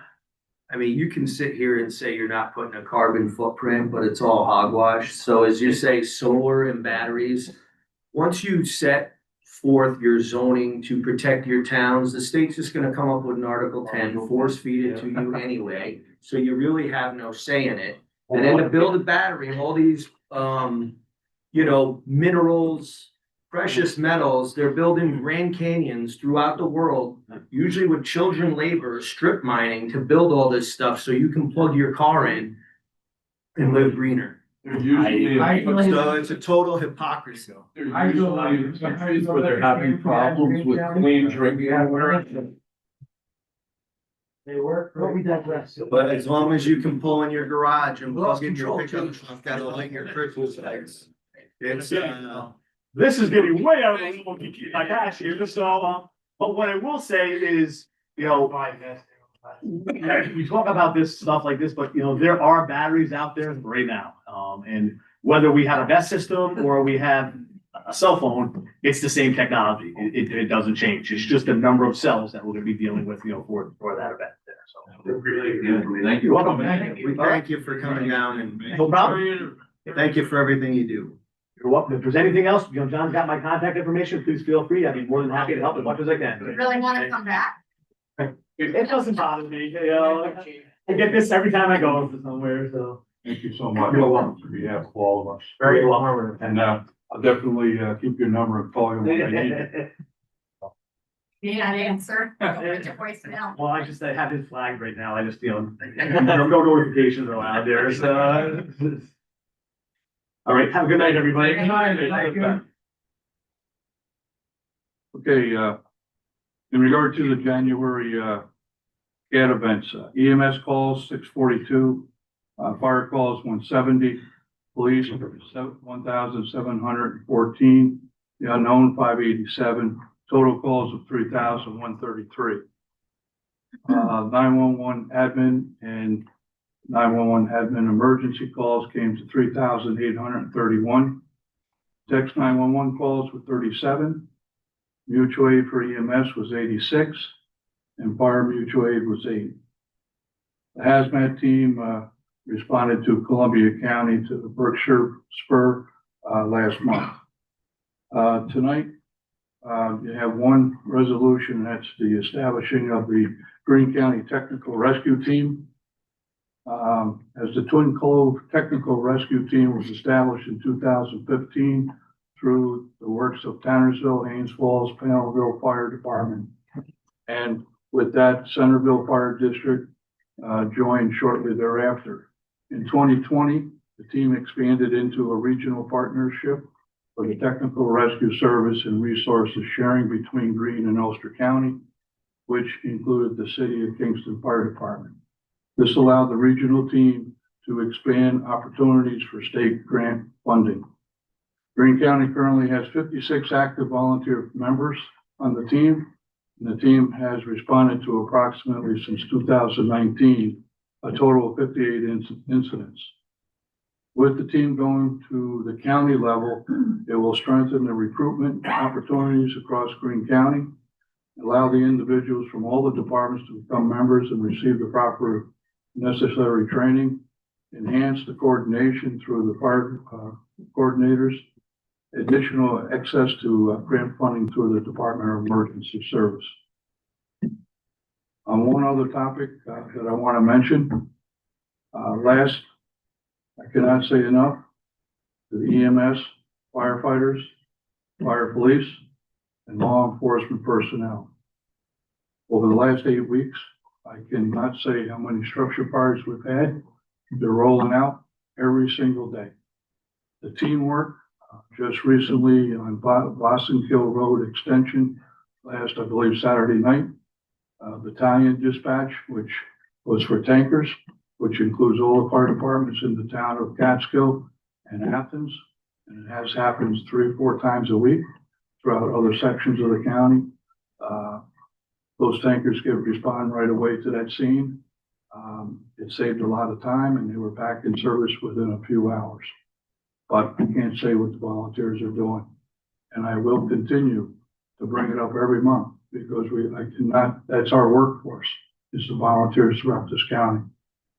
The only other thing I will say, I mentioned it to Sean Groden through an email today.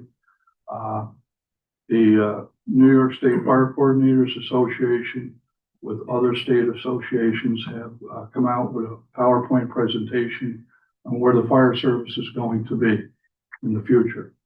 I have reviewed it. There's some very good things in there.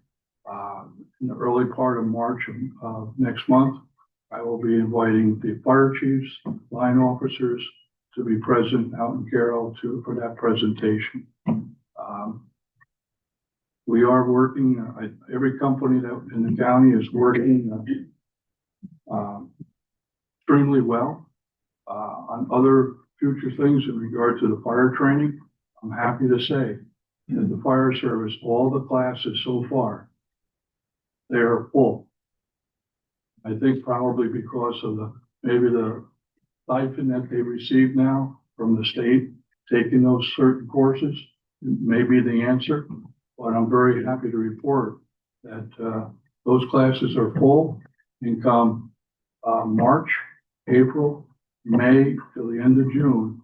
The training facility will be used 3 nights a week because of the various different training programs that my fire deputies have put together. And it's also the benefit of the state fire instructors getting together, not only with Greene, but also, as I reported a couple months ago, with Columbia. They met one Sunday morning, they stayed there for 4 hours, and they filled out the training program for the entire year. So we're in a very good shape as far as training. And I can't say enough about the fire deputies going around the county at different meetings, pushing that training. I know Pete sends out emails every day at night. So I'm very pleased on how we're moving forward with training. So other than that, I think I'm done. Roughly, how many volunteers, firemen do we have? Last time, I haven't really asked for an update in a couple of years, but at one point we had roughly around 757, somewhere around there. I did say, Active firefighters or frontline? well, I have to You say, got honorary, you got active. I don't want, I mentioned in my email to Sean about that I'm going to send out an email. See how many active, how many interiors? Yeah. That's the key. Okay. I know there's some companies there that have 6. Okay. You know, just looking at the call in, on Boston Hill Road, you had the city of Hudson, you had West Athens, you had Athens, you had every tanker that's in the town of Catskill and Athens there. Burlington came as a fast team. And that basically what they do is they're just there in case somebody goes down inside the building. And that's their job, is to protect the firefighter inside. You had leads. It's a tremendous amount. You don't need all the equipment. It's all the manpower. That's the key. And I think after this presentation next month, I think that I'll start it off. Ask the volunteers, where's our strength throughout the county? Where's our weaknesses? What's our goal? I think what's happening up in Hunter with Tannersville and Haynes Falls is the right, is the start. Now for a long time. Okay, and probably for my communication with, and I can't say enough about the town of Hunter. We've been meeting with them for the last maybe 4 or 5 months now, because every fire company up there has their own set of tones. And those set of tones take sometimes 35, 40 seconds to do. And they asked us if we could just do one tone. And I said, well, we can do that.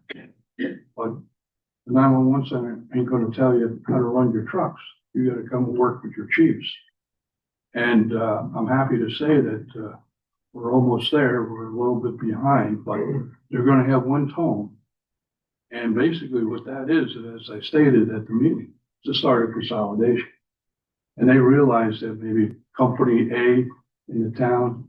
There's nobody there on Monday through Friday. Well, maybe we better tone all 4 companies. And that's what we're gonna start doing. And they have their own plan. It's been a pleasure working with them. And I thought I might have some, I don't wanna make changes, but all the chiefs and the line officers up there were all positive. And, I think, change will come.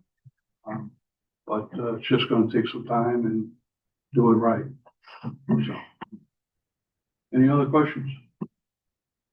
Okay, thank you very much, and thank you, I can't say enough for the chief from OFPC, did an excellent job. I certainly will send an email tomorrow morning to his boss as well, so. Thank you. Thank you, Doctor. Thank you, Sheriff's Office, we have our sheriff report tonight. Okay, no pressure, no pressure. Not happening. No problem. Oh, also Kai did leave these. You guys wanna take one from the clubhouse? So here, there's stuff inside, so be careful, doesn't fall out. So for the month of January, we made 34 civil attempts, served 21 civil papers, issued 151 traffic tickets, investigated 31 traffic accidents, made 74 arrests, 6 DWI arrests, and 1 DWAI. We handled 636 calls for service, made 513 traffic stops. On January 1st, the starting jail population was 31, and as of January 31st, it was 36, which was also the high for the month. Correction officers did 20 transports, traveling 977 miles, totaling 54 hours, moving 22 inmates. We have 1 state-ready inmate in our custody.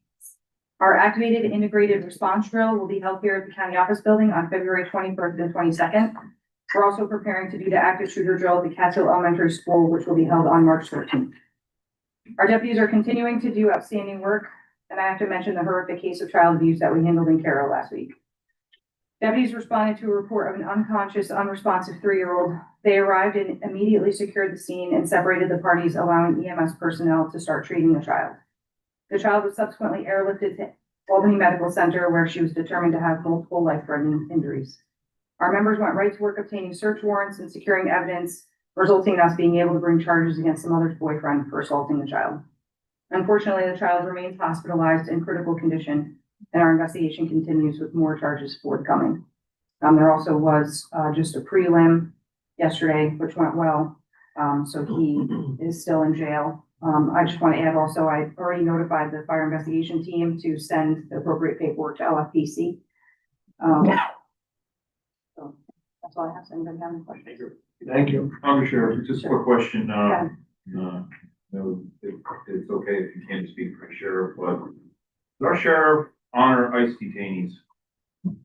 If, he's not- there are people in our jail Right. with, well, are not here legally with criminal records, does he honor those ICE requests to come in and get them?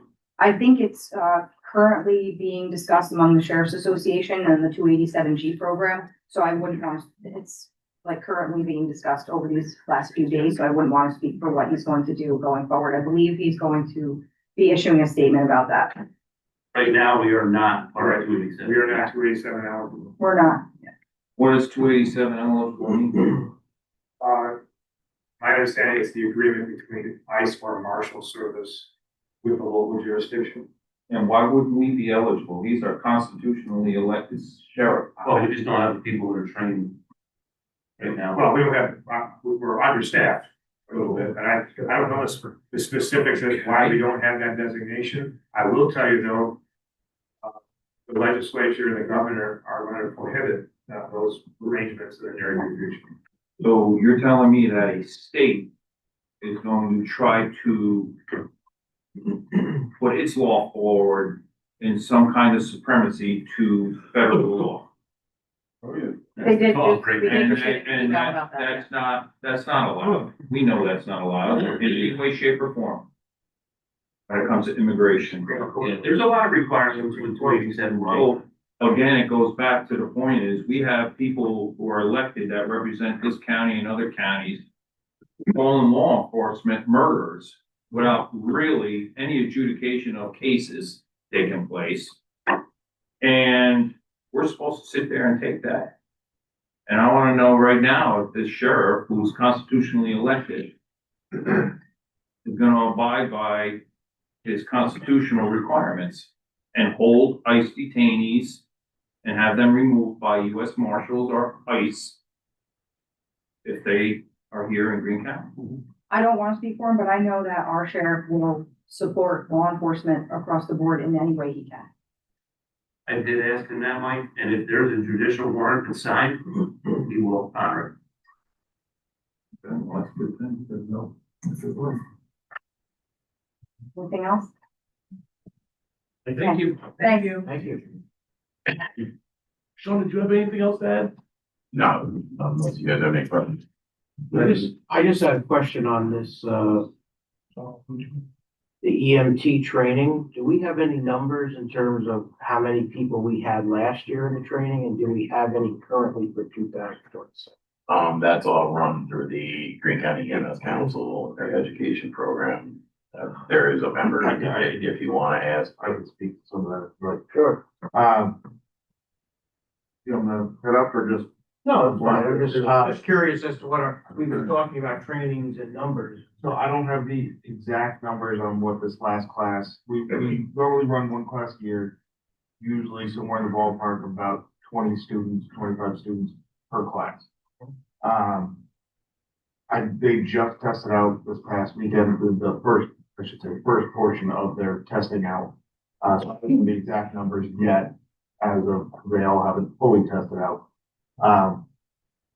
But as regards to the resolution, I believe it's about the scholarship program, the $50,000 scholarship that we've had for a few years. I did look it over, because I looked on the website, and there are a few things in it. I think that's an older version of the contract that we have had the last few years. Because I know our reimbursement, the state's reimbursement rates went up and the class costs went up from $750 to now $1,050 for both BLS class and AEMT classes. And I know there was some confusion surrounding this scholarship program recently with funding it. We, as far as the council was aware, we thought that we had the funding for it. And when we went to go put in for it or ask about it, we were told that we didn't have the funding because we had recouped our money from the county that was wrongfully sent to the county. So because of that, we weren't going to be getting our scholarship money for this past year. So we ended up having to eat the cost of, we thought it was going to be two, but it ended up being one student we had to eat the cost of and just pretty much give them a free class because we told them that they would get a scholarship. And then we were told by whoever, I don't know exactly who both talked, I don't know if it was Greene. But we were told that we weren't getting that money because we had been paid out the $19,000 that was our money to begin with. It wasn't that you guys didn't give us $19,000. It wrongfully got deposited into the county's funds instead of into our funds. And we recouped that. So there's one person that we have? Well, we didn't do any scholarships this past year. You did not. Because we were told that we were not going to be getting the scholarships weren't a thing because of this apparent confusion on funds and what funds were ours and whatnot. Okay. Apparently what had happened, to explain that a little bit more, to see a few confused faces. So when we have students go through a class, if they're sponsored by an agency, we can then voucher the state, and the state will then recoup money to us at the rate of $1,050 for the class. So if they're sponsored by an agency, they don't have to pay out of pocket. And it's $1,050 for a new EMT and I think $300 or somewhere in that ballpark for a research, or EMT research. So that's how we get funded. Otherwise, we have to charge, either pay out of pocket, or we have the scholarship program to have some things where some people that if they were eligible for it and they sign it, they would work in the county for 18 months. You guys have a scholarship that would we would do, per scholarship, we would say, hey, we have 2 scholarships, then you guys pay out it would be $2,100 for 2 or whatever. So, well, there's some mix up with the state where even after years and years of it coming into getting direct deposited to us, to our fund, which we're a 501c3. Somehow it got sent to the county and it accidentally got deposited into, I don't know what fund it was or whatever. But the voucher numbers were still associated with it. So once we realized this issue, or before we realized it, we were running low on funds, and I know myself and Bo talked to Sean at one of the EMS meetings that we had been having at 25 Volunteer Drive. And we said, we're gonna be running short. We may not be able to run an EMT class because we have to pay the instructors and pay everyone else, and we haven't gotten reimbursement from the state. So we asked Sean, said, hey, can you pretty much, the 15,000 of the earmark, can you pay it out to us? And then when we get the state money settled, we figured out we will, recoup it back and then just do the regular scholarship. That never needed to come to be because within a couple weeks after that discussion or, communication, we had found out that it was accidentally deposited to your guys' funds. And then we were able to pull our vouchers and match the vouchers up and get most of it back. I think there's still $5,000 or $6,000 that was deposited to the county that we don't have the paperwork because it was a previous instructor or some other issue. So we got a total of $19,000 recouped that were our money was tough. You guys didn't give us any money. It was us finding the money that wrongfully got put into your account. So I think there was some confusion with that. Where then people thought, well, we just gave you $19,000, which didn't give us $19,000. We recovered our $19,000, which went to class and equipment and everything else that goes with it. That then we weren't going to be getting the scholarship money, which was the $15,000, and we only bill that per student. So we don't get a lump sum. We don't get anything like that. It's okay. This year we have 2 or 3 people that are doing the scholarship, and we pretty much do it on a voucher basis, per student basis. That's kind of, I think, where some of the confusion was. I'm still I'm confused. confused. I'm not really confused since we started. I think they submit a voucher in that says we had 14 students that we'd like to get paid for. Here's their names, here's their cards. Well, So we know they passed. it's not a path. That's not how it was done in the past. It's been done where they sign the thing, you guys, pay it out and. Well, they would have to give back a certain amount of time. Right, it's been done that way. County, It's they would have. Well, it's been done that way in the past. It's just this year, we were told that we weren't getting that scholarship when we even asked about it. Did anybody submit for it? No, they contacted me. We had two people that wanted to utilize the scholarship initially. One of them ended up dropping out of the class early, so it was a non-issue. The second one, we had already promised them because we thought we had the scholarship, and we ended up eating the cost of that. There's your answer, Matt. But did we receive a name? Right, that's what I'm trying to get. We Sean, had no. one scholarship. I don't understand. What happened with the transition from the previous director, Raymond? The agency, the council that is, received the refunds from the state director. We never got one. After Ray's separation, maybe there was communication breakdown between the council and the state. The money started coming to the county, unbeknownst to me, but the treasurer's office reserved it. And then when they approached me, I'm like, that money goes to you. So the confusion, when I determined that we had $19,000, that I paid the council the $19,000. And then I said to myself, well, then I can hold off on our program because you just got a check for $19,000. But that's to not, seed money the next group or. but that was the money that was. That was retroactive. Yeah, that was, Oh, it's retroactive, but again, this is the way Ray explained the program to me, the council always got a rebate, partial rebate for each person who came through, which he then used for the next candidate. which is what we do, but we only get those rebates if that person is sponsored by an EMS agency. So if it's someone who works as a driver for Hunter Ambulance or for Carroll Ambulance or wherever, and the agency says we will sponsor them, then the state will reimburse us. That's not what we're using these scholarships for. These scholarships are for people off the street who have no affiliation with an agency but want to get into EMS. And we utilize the scholarship so they don't have to pay out of pocket, and it's not a financial burden for them to get into EMS. So that way it's a recruitment tool. So Try to basically, we're orientate. sponsoring But them. they have to apply for it. Then we know, because there's a commitment that they have to have. No, for me, it was handled with cash. There's a 12-month commitment. They just got $19,000 there. Well, but that was you didn't pay us out $19,000. We recouped our $19,000. Correct. So it wasn't the Different- county, it wasn't county tax dollars paying out $19,000 to us. It was. You never said it was. It was a state money that went to you. Right, that's what I'm saying is, that was money that was supposed to go directly into our accounts and through whatever mishap.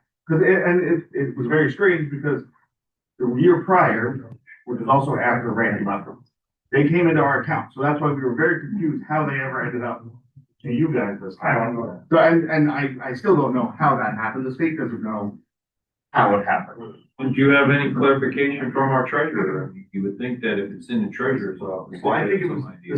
the state must have sent it, or, I don't know.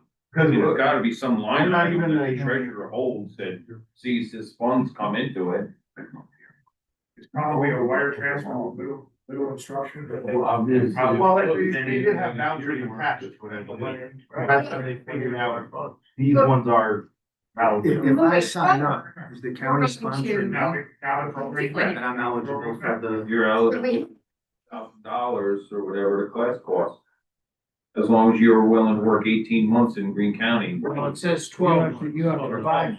But I also think that this is an older contract, because like I said. but if I was When I looked affiliated at with the the ambulance money had gone service, from You still could, 750 yeah. was an old number. but they no put it reimbursement. down as a sponsorship from that municipality, and then they're gonna get reimbursed through the state, right? Well, it's Am I not through the municipality, comprehending this? it's through an EMS agency, Through an agency. through an agency with a CON. Basically, town of Catskill ambulance. Right, but that Side. doesn't necessarily mean, like, town of Greenville doesn't hold a Right. CON, Greenville Rescue Squad holds a CON for the town of Greenville, or covers the town of Greenville. So it's not like it's through a municipality in every situation, there are a few non-for-profit EMS agencies. So the cost of the course is $1,050. This says $750. And they have to give us a commitment of 12 months. According to this. And I believe the last contract we had was 1,050, and I thought it was 18 months, but whichever you guys want to do, if you want to do that, that's up to you. And there was one other little thing, the last line of that resolution is not quite accurate, where it says that we receive partial funds. If we receive any funds from the state, we can't then also get funds from you guys. It's not like we're double dipping. It's either we get the state funding if they are a sponsored individual, which then you guys, we're not gonna ask for anything from this $15,000, the sponsored person. Or we get the money from you guys, or they pay out of pocket if they don't wanna sign that contract. So it's one of those three options. There's no mix of it. It's not like we can get $750 from the state and then we collect the other $750 from you or anything like that. But So we according could to amend this, this then to $1,050 Right, per student right. to go to $21,000 instead of 15, and we can change that last line. It just says, rather than the small stipend from the state. In addition to 15,000, you say the money from this grant goes toward unsponsored candidates. Right. Yeah, So the next thing though, Clean it up. clarification and for good business is if you have only one person who signed up who's not affiliated with an agency, and that's $1,050, but you take 15,000 of scholarship money from Greene We County. don't. We only voucher per student. Per student. So over the past. But we make available. We don't use it, correct. We don't use it all. There's never been a year that I've been involved where we probably haven't even used 5 in a single year. It's like we would do with the paramedic training, the same principle. Okay. find this. So the agreement is still that if they take this course, they have to work for a Greene County agency for 12 months. Only if we take our money. Right, They if they can take, take the course and Right. pay out of pocket, and they can go work for Dutchess County if they want. But if they take our money, they have to work here. Either 12 or 18 months. Yeah, I think it was 18. Well, what this is. Yeah, I think, like I said, I think this is an older contract that was according to the It says- resolution. it's 12 in the. This says 12. That's yeah. 12. Yeah. Would we Pretty sure be we were better ready. pulling this resolution and putting it back, cleaning it up, I putting it second back in the as a special Doing everything meeting on proper. the next If meeting, you right? want- I mean, you Right. can do it amended tonight. Yeah. I mean, there's Or you can a do it lot Monday, to you can do it amend. Monday night, I can bring back the. Yeah, there's a lot to amend on. Yeah. Yeah. Back Monday night? Let's do it, yeah, let's do it Monday with all the proper. And it, we'll do it right, we'll do it. Pull it So down. the amendments are 1,050 for 20 students, which equals $21,000. And then 18 months. 18 months requirement to work, if we sponsor you, you have to work for one of the Greene County agencies for 18 months. And then that last sentence. Yeah, I'm just saying that they're. And then I think we should try to push this on our social medias. Right. And email, and newsletter. I mean, to be blunt, Jerry? the EMT side of staffing is more of a critical juncture right now than the paramedic side of staff. Yeah. So I mean, getting more EMTs in, and then you also need to be an EMT before you become a paramedic, so it's that first step. And But just my own, I mean, the strike of God, if we got 25 people, I'm sure we can come up with funding. We said that from the beginning, if you get close, let us know. I'll donate. But we had, Ray had never said anything about being close, I think the whole thing. Ray hasn't been in the position, how long has it been, Sean? Since 3 years? Retired from, 3 years at least? 4 days. Or at least, I think. So I mean, yeah, I think if this is the contract that was used then yeah, that's at least 3 or 4 years old. And there's one in between, I don't know, maybe we can look back and. I think there was 1 year where he had 8 students. And do we know how, under sheriff, do we know how many of our sheriff deputies have EMT? I actually put a, email out, and I believe it was around 6 were EMTs, or interested in being EMTs. No, you just have to see. So I'm gonna just have to research. Do they receive a stipend for No. being EMT certified? So could they take this course? I don't know if they would need it to recertify. You can do it, you can do it as an original and a Or research. for somebody new that might want it? Yes, Including the jail. Yeah, you I can get do- those specific, I did keep all the emails, I didn't get like the numbers. No, I just was curious when we were talking. All right, thank you. That including the COs. Sorry, Patty. Yeah, I did send that to the videos, yep, I sent it to everybody. Okay. Everybody ready to move? Thank to you, the Mr. Chairman. Okay, number 1, establishing Greene County Technical Rescue Team. And Full board. Whoa, how about everybody? Sounds like, Yeah. Everybody. all committee. Or, all committee, all in favor? Aye. Opposed? Number 2, we're gonna table. Table? Next. Number 3, appointing members, Greene County Fire Advisory Board. Handle. Full board. Leno, Handle, and Hobart. All in favor? Aye. Opposed? That's carried. And anything else to come from public safety? Motion opposed. Motion returns. Jim, sorry, everybody, but I just like to go in the executive session for, contract matters. No action being taken, but some information. I'll make that motion. I'll second it. I just got new information from the